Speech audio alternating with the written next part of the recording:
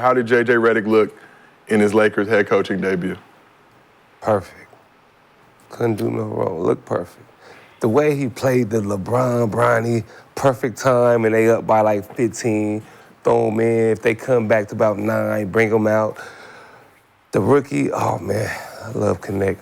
You got to play the Whiteys together. You got to play the Whiteys together. Him and Austin. Exciting Whites. We gonna get rid of Russ, trade him for like Bland Fleet, what's his name? Fred Bland Fleet. We gonna trade him for Bland Fleet because Reed about to take that spot, so they can't keep him.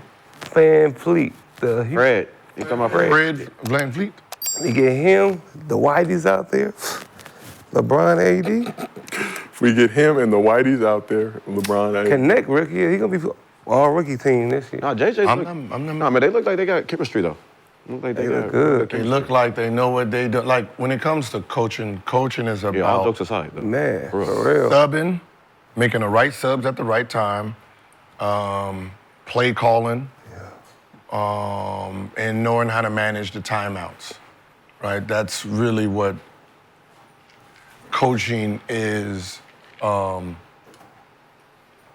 judged off of, right? It's how you manage the game because your coaching itself, imprint is in practice. You know, play calling, people remembering stuff, and then from there, you're watching how it is played out, right? But from there, you're just managing the time, making sure you're subbing in the right lineups at the right time, making sure someone is on fire, and you're not just subbing them because just to the do time. The time says get them out of there, right? You really got to be in tuned with the game itself. Player coach.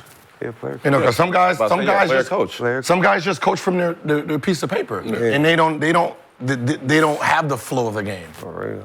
And for y'all, obviously, you played with a bunch of coaches in your time. How much do you respect coaches more that don't just stick to the game plan, that understand the actual feel of the game from game to game? Look, we might come in with an initial strategy, but like you said, Gil, player X or player Y is cooking, so it's not your night today. You know, we gonna ride this. Mo Cheeks. I played Mo Cheeks in Detroit. That's how he was. Play, flow. Just let me play, flow. Like he was great. Mo Cheeks was great. Who else? Player coaches. Scott Skiles was great for me. Yeah. You know. And we've seen Lakers players' comments about the previous regime didn't see too enthused or too in tune with it. Guys seem to really be willing to rally behind JJ. Obviously, it's just one game, and as y'all know, the season is long. But that's at least. It's not about the game. It's about just the approach. His approach is coming from being a player and being coached by some of the best minds that played. Right? Even Coach K, you know, you talking about Coach K, Stan Van Gundy. Doc, Stan Van Gundy, right? So he already has blueprints of X's and O's, what to do out of timeouts, like, and then as a player who played a long time, he understands like situations. Right? You can't talk to someone like him about not running the floor, because that's all he did. Not being in shape, not looking fit, not eating. Like, he's one of those players you cannot have an excuse for, not getting shots up before the game, after the game. Right? You're talking about a guy who didn't cheat the game. I think he told a story about why he retired. And he said he retired because when the summer came, he couldn't do his summer routine with the same passion. He said when he got to his summer routine, he was like, I can't do this. It's too hard. Man, it's hard. And when it became too hard, he's like, I'm not gonna do half of it just to make a team. I'm just not gonna. That's real. You know, so, you know, with a guy like that, he takes everything serious, so. Yeah. And we've seen ex-players make the transition to coaching with various success. But as former players, when y'all were hooping, did y'all respect the ex-hoopers more because they had actually lived the life and played the game versus guys who had never played in the league trying to tell you what to do or how to operate on the floor? As into like just listening, taking little bits they say to me like during the summertime.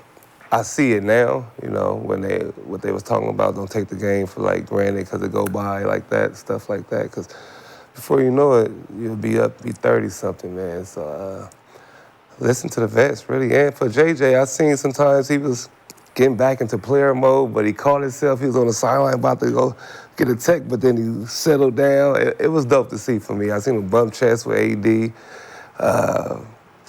I like that type of stuff, man. I seen him like getting behind players, like when they made a shot, clap hands when they was running down the floor. So I like coaches that like uplift their players too. So what's one thing that every good coach does? Just give me one example of what a good coach does, and then give me one example of what a bad coach does. Yeah, what's your example?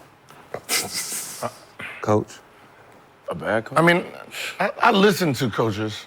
I listen to some of the ex-players, but back then it was ex-players as, what they call them? Rebound? Player development? Yeah, them. Player And development. then some of the ex-coaches themselves, I'm gonna listen to you until you don't make sense, right? Usually it was pass the ball. Whoa. I guess you ain't watching no film. That's not my best attribute. You better watch out. That's funny. You know what I mean? Like, That's funny. right? No, but serious. If you're working me out and let's say a coach, and this is a real story. I remember Coach Hubbard, Phil Hubbard, is working me out. And then we're working out, all right, 3 shots, move. 3 shots, move. And I'm sitting there, finish my workout. You didn't feel tired? Hey, man. Hey, what's your name again? I had to look up his stats. Okay, all right, okay. So if I want to average this, I got to do everything. You can't look up somebody's stats. Yeah. No. Because your work ethic, what you're telling me is your work ethic you did. And that got your ass 8 points. No. A game. Right? That ain't supposed to be all your work. If you just go, that's supposed to just show up to get. Yeah. But what I'm saying let them know you working out with a coach before they can talk to you. Your mindset tells me how you think. Right? So if you're telling me 5 shots a spot, that's what you really believe, right? Did you ever hear me ever tell you 5 shots? No. Yeah, 100. But you were saying shit 50. that's unrealistic. No, it's not unrealistic. Like 1,000 shots a day. I'm like, man, arm and break. I tried that shit. I couldn't shoot for a whole week after that. Again, do you think you're getting better with 1,000 shots a day or 5 shots per spot? Like, I'm listening to your mind. What is your mind? What are you teaching? So Like, you can only, let's say a defensive player. Like a defensive player. Mm-hmm. As an offensive player, can a defensive player tell you how to put yourself in position to score if he never was that, right? Yeah. Right? Rudy can't go and teach someone how to be Jokic, right? He can only tell people how to be great at defense. That side. So if I'm asking a guy who mentality was a role player, passed the ball, he's projecting what he was onto me. And no, you tell me 3 shots, I'm gonna bump it up to at least 25. You average 8, okay, 16, 24, I would average 40. So you're not listening to JJ. JJ averaged what, 12, 13? You're not listening to that? What are you gonna say? Gilbert take 15 shots. I'm taking 30. I'm gonna up it up. I'm gonna up it up. I'm upping it up. But I'm upping it. I'm upping it up. That's why stars don't make good coaches. I'm upping it up, though, is what I'm saying. Is I'm not gonna do. Your mind is gonna tell you. J-Kid? He was a pass first guy. He was a sheer. So Gil, just to play devil's advocate, you talk about the Gobert Jokic comment, but couldn't Gobert be like, well, this is how he cooked me, so Yeah, that's what I said. These are moves you might want to. I used to always give me with this one. But that's not. Yeah, but he can't do it. He can't do the moves. But that's not like. I see how you use that, but if I tell somebody how to play defense, everybody gonna be like, oh, you never played no D. But you could. You just didn't. You had other priorities. See, I'm gonna teach you how to score against great defenders, how they supposed to move, where they supposed to be, right? Because that was my skill. So I can give you that, right? If you never did it to a certain level, it's hard to give it to the person. So if you're a guy and the guy next to you is telling you how to work, you got to think about his work ethic and who he was, and then you might have to double it or triple it for your skill set. You basically just told people that trainers can't train unless you score 20 points or something more in the league. There's some good trainers that never made the league. There's people that work hard. There's niggas at 24 right now still training hard as hell to get to the league. There's My bad. Okay. I forgot. Making sure. But you know what I mean. You know yeah. that in there every day, training hard, you can't get it.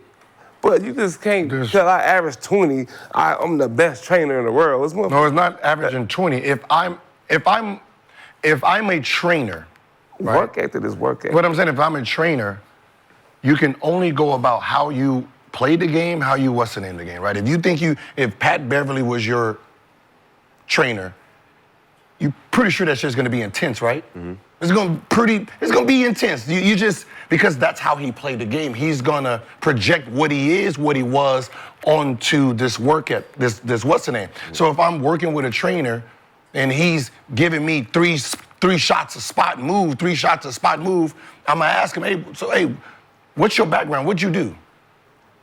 Oh, I played here, I was a pure point guard.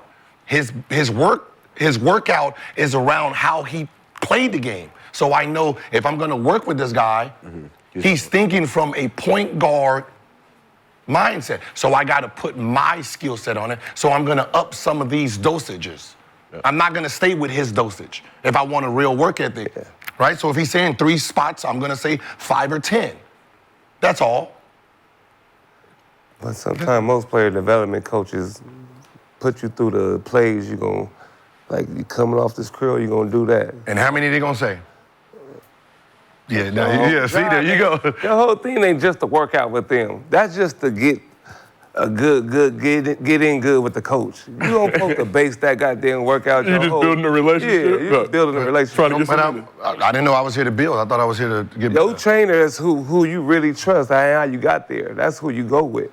So, You don't really do just you like change trainers? up. Yeah. All I'm saying is, some of these trainers, you gotta up the dosage. That's it. Yeah, for sure. That's all. You just open, like, that's what I said. If think about it, you're trying to get better at this, like, let's say we're doing a step back. Yeah. And I say, all right, 3 step backs going left.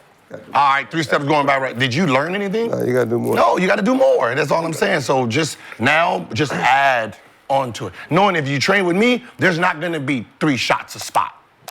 you are going hard. So You're gonna be in there dialing it in. We go until I see that you perfected it and you understand it. Right. And that's why some people can't translate what they've been training on into the game, because they don't do it enough for it to be comfortable for them. But you gotta play too, though. that's game. But let's shift it back to